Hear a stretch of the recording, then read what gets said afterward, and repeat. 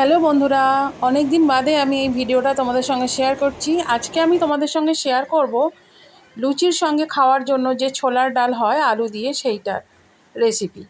তো দেখো, এখানে কড়ার মধ্যে আমি তেল দিয়ে দিয়েছি। তেলটা গরম হয়ে যেতে আমি দিয়ে দিয়েছি 5 ফোড়ন, তেজপাতা আর শুকনো লঙ্কা। ফোড়নটা একটু ভাজা ভাজা হয়ে গেলে ওর মধ্যে আমি দিয়ে দিয়েছি আলু, ভালো করে ছোটো ছোটো করে কেটে রাখা। তো আলুটা নাড়াচাড়া করে নিয়ে ওর মধ্যে একটু টমেটো আর একটু নুন দিয়ে দিলাম, যাতে তাড়াতাড়ি আলু আর টমেটোটা নরম হয়ে যায়। তো ভালো করে নরম হয়ে যেতে এর মধ্যে আমি দিয়ে দিয়েছি আদা আর কাঁচা লঙ্কা বাটা।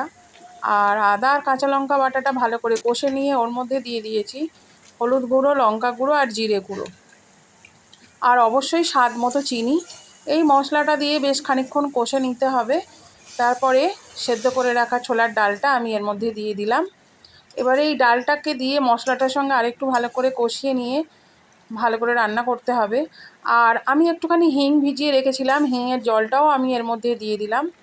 আর দেখো, ডাল আর আলু পুরো সেদ্ধ হয়ে গেছে, রেডি হয়ে গেছে আমাদের লুচির সঙ্গে খাওয়ার জন্য আলু দিয়ে ছোলার ডালের রেসিপি। তো লাস্টে আমি একটুখানি সামান্য ঘি আর গরম মশলা দিয়েছিলাম। কেমন হয়েছে অবশ্যই কিন্তু তোমরা কমেন্ট করে জানাবে, একটা লাইক আর শেয়ার করে দিও।